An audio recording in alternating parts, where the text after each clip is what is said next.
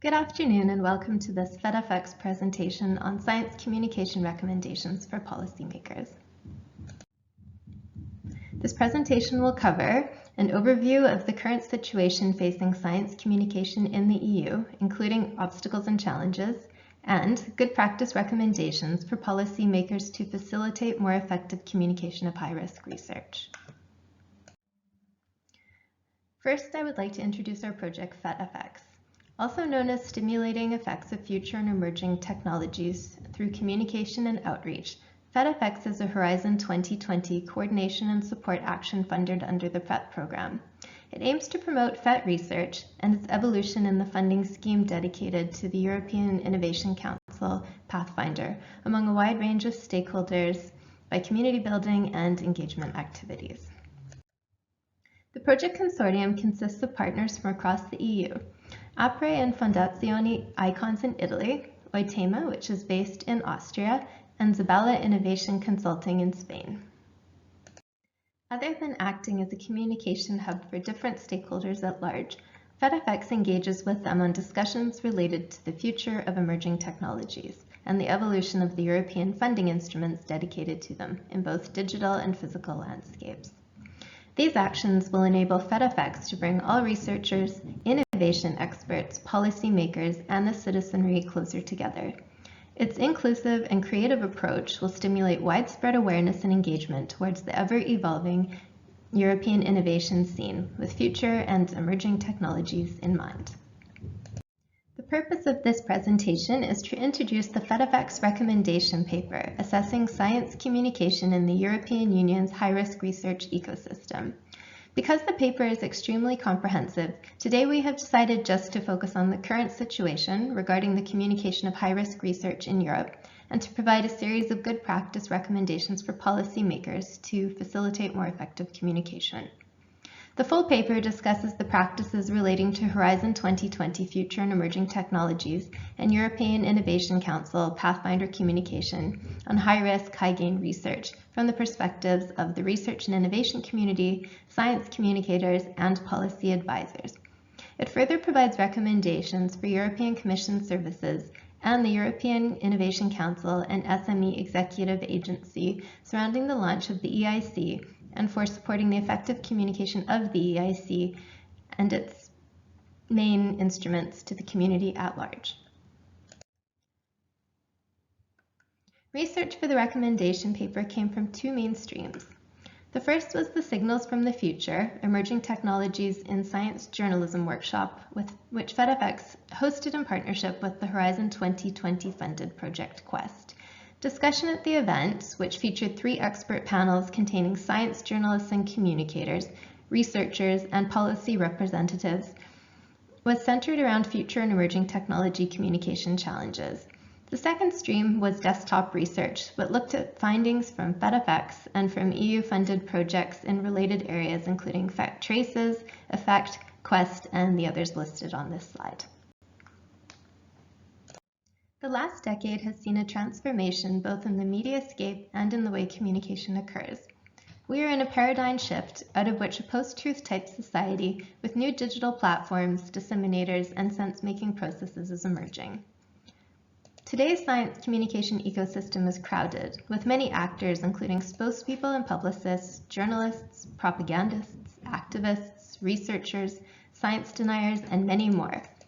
While new digital platforms bring new opportunities for communication and engagement with target audiences, they can also give rise to strategic and populist interests. These can spread misinformation, threaten society's perception of science, and challenge the expertise of researchers. Online media is characterized by many content producers. The dissemination of knowledge is no longer only the domain of scientific institutions or experts. Research has shown that the decline of science coverage in traditional media coincides with a significant rise in science content on social media from a growing variety of sources. Digital media has blurred the distinction between content producers and consumers. Now we will have a closer look at some of the obstacles and constraints in communicating high-risk research. The first of these is the rise of digital media. Digital media is associated with the rise of a post-truth society in which traditional gatekeepers like news media, with its fact-checking practices and editorial oversight, are often absent. It has blurred the boundaries between science and society and increased prospects for public communication. The rapid diffusion of science-related content over social media has created opportunities for all manner of groups to reach large-scale audiences about scientific issues. This has granted non-experts the freedom to mobilize support. There's also the sheer magnitude of information sources online with their potential for bias or inaccuracy, which can make it hard for non-expert audiences to differentiate between facts and opinions and thus to evaluate situations. The second point is mis or disinformation versus facts. What individuals see as true, that is their perception of facts, is often influenced by values, ideologies, attitudes, and interests.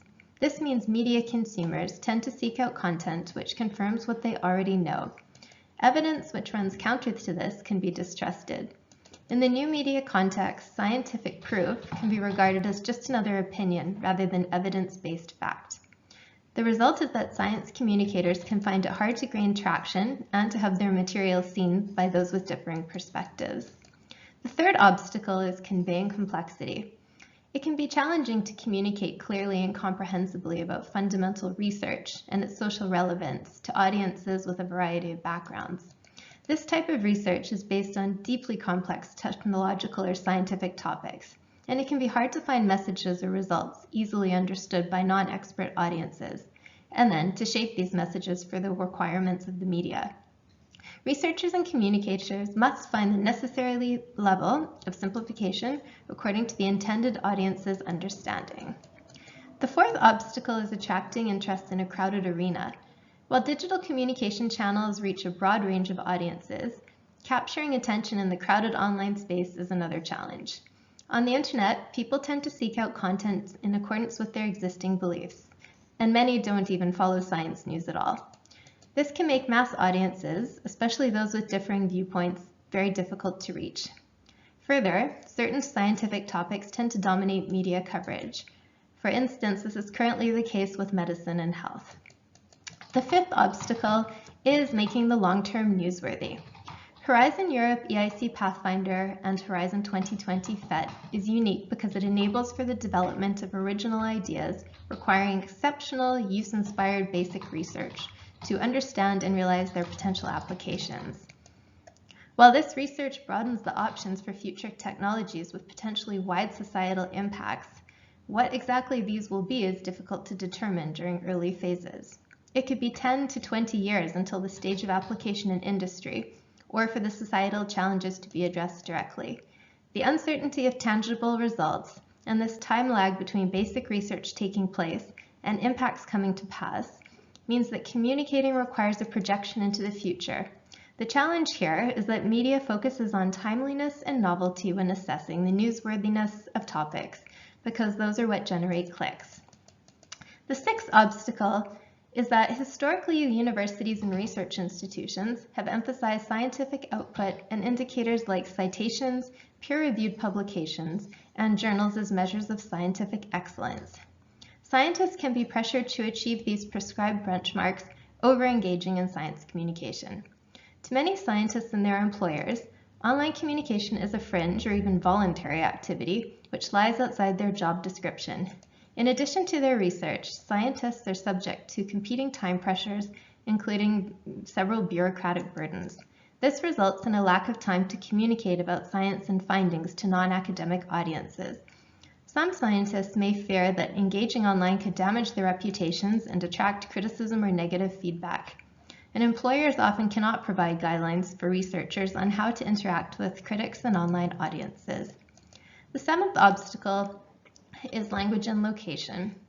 Europe is diverse, and while researchers may face similar challenges across the continent, national research systems still have an important way of shaping their work. Different cultures and language groups have distinct ways of undertaking science communication, which can prove difficult in EIC Pathfinder FET projects comprising multidisciplinary teams from across Europe. Furthermore, disseminating to international audiences can entail communicating about complex science using languages other than their mother tongue, and a lack of English fluency can prevent many EU citizens from accessing quality science news. Such language barriers have implications for creating an open dialogue between science and society. So the eighth obstacle is that the news media is often the first intermediary in communicating research results to wider audiences. However, over the last decade, most outlets have reduced resources dedicated to covering scientific and technological issues. Circulation of newspapers and magazines is down, and reduced revenue has led to staff cuts, and thus to less critical assessment and reporting of science. Journalists are increasingly forced to curate news content produced by others, and often rely on a small number of influential scientific journals to do the quality selection process for them. This can make it harder for Horizon 2020 FET and EIC Pathfinder, as well as EIC transition-related teams, especially from smaller countries, to reach media with their results. Also, information about high-risk research can be intimidating and difficult for journalists to understand, as it is unlikely that they would have the same level of science education as researchers. In order to maximize the innovation potential and future impacts of high-risk research in Europe, backing from the full range of actors and audiences is necessary. This means that in addition to the research and innovation community, policymakers in the newly launched European Innovation Council must also find ways to support effective and accessible science communication. This will help Europe become increasingly self-sufficient and to continue pursuing solutions to society's grand challenges.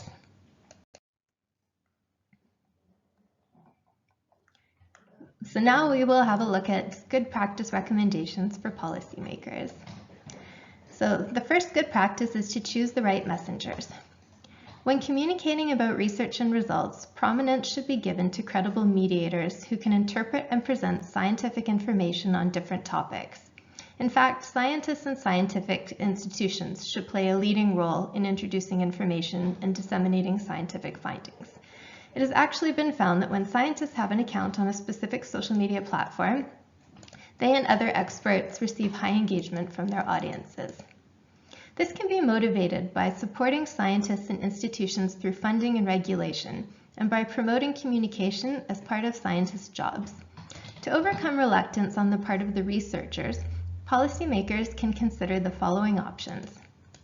Provide funding or sponsor rewards for researchers who participate in science communication activities. Use participation in science communication activities as an additional indicator of productivity and excellence in the career of scientists. Make it a feature that can enhance their profiles during recruitment. Add dissemination requirements to scientific grants so that researchers can be rewarded for their public engagement activities, and use dissemination efforts as an evaluation criterion. Additionally, putting researchers such as women scientists on the front lines can be inspirational and create role models for a younger generation who see that making science is a real possibility for them. Okay, good practice number 2 is to fund training. Science communication can bridge the worlds of scientists and citizens. To strengthen this bridge, it is vital that scientists and scientific institutions take on an increasing role, but they need training to communicate their work to non-experts. For this reason, establishing communications programs for scientists is important. These could take the form of workshops or courses for PhD students, postdocs, and senior researchers. For instance, making communication courses part of PhD curriculums can significantly improve scientists' self-confidence and communication effectiveness, transferable skills which are always useful. Given the complex nature of online media, such programs should also inform participants about societal and media changes and their consequences for science and science communication, in addition to teaching practical communication skills and the technical requirements of different types of platforms. To address the dynamics of the new science communications landscape, scientists must also be advised on how to engage online against critics and encouraged not only to become information disseminators, but also to interact with the public. Good practice number 3 is to promote networking between projects. Setting up networking opportunities for projects enables them to learn from each other, to build upon existing know-how, and to share best practices. One example would be to organize thematic cluster events within which different consortia can share their communication strategies, experiences, and methodologies to find synergies and to lay the groundwork for a knowledge and collaboration ecosystem. In fact, projects could also be encouraged to cluster with other projects in their topic area to undertake joint communication activities, as this could help them to reach wider audiences. Good practice number 4 is to provide public funding and support for science communication and media. There are several ways that policymakers can support science communication and science media across Europe. Some examples include increase efforts to promote popular science media, for instance, publications and forums, because these are information sources which have the potential to increase citizens' trust. This could also help counter disappearing funding, which is a problem that is affecting the traditional news media. To attract new talent, dedicate resources towards promoting specialization in science communication, for instance through university scholarships. It could also be promoted as an alternative career path for people who have studied science. Promote the creation of stable, fairly compensated science communications positions in public science institutions. Support scientists' communication activities by adding dissemination requirements to grants, and provide a more favorable professional context for communication. For example, rewarding researchers who participate in public engagement activities or using this as an evaluation criterion.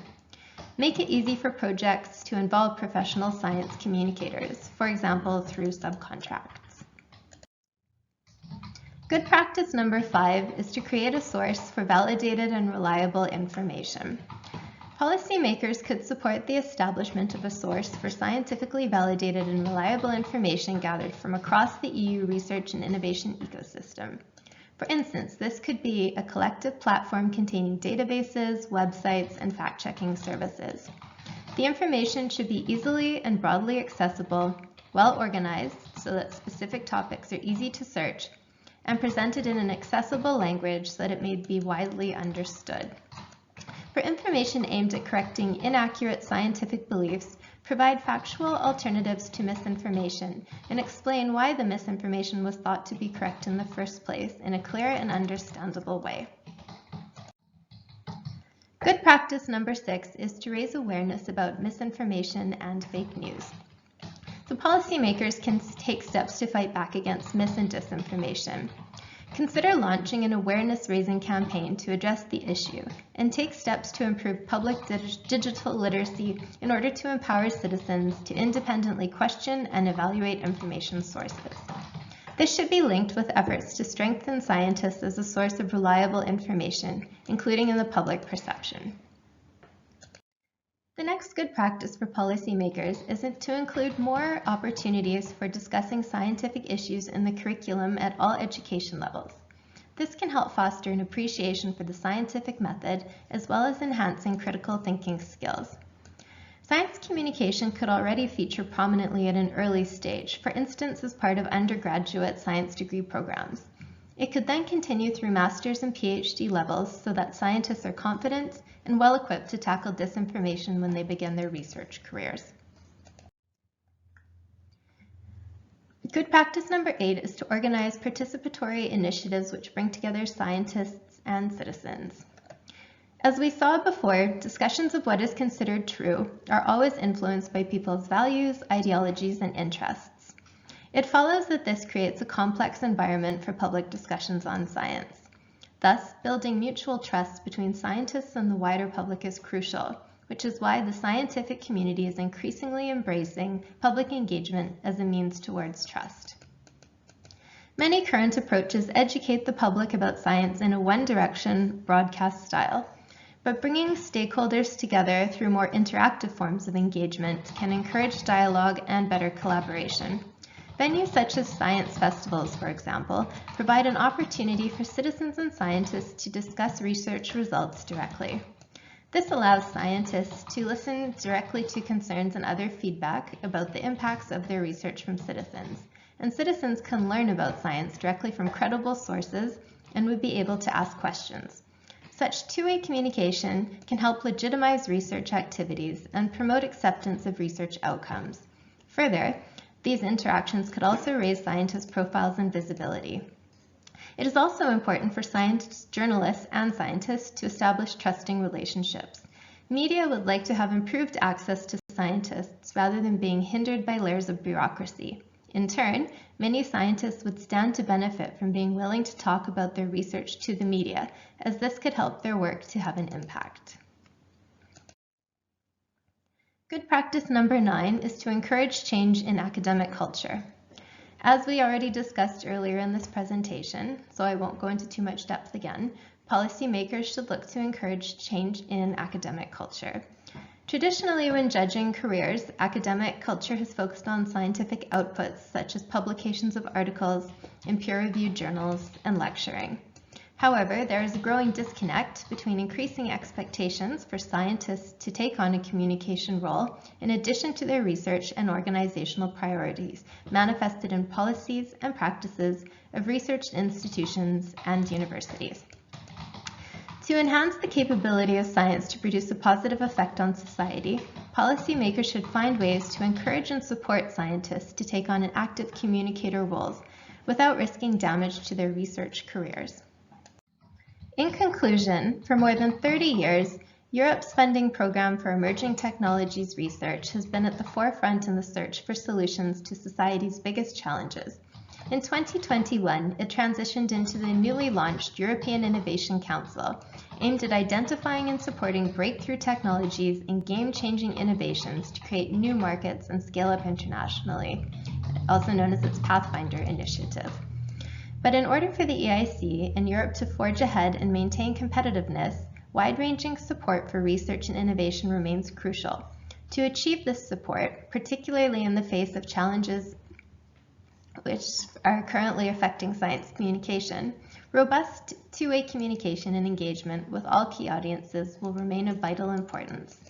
This is true both for researchers, who will need to take a more active role in science communication, and for policymakers, who must determine how best to support researchers and the fact-based communication of science, while at the same time fighting the challenges which have emerged from the new digital space.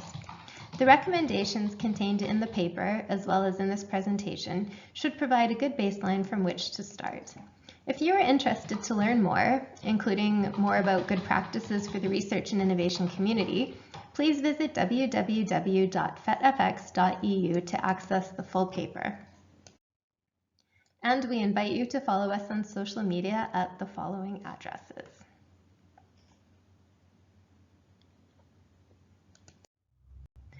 We hope that you found this presentation informative, and we would like to thank you for joining us today.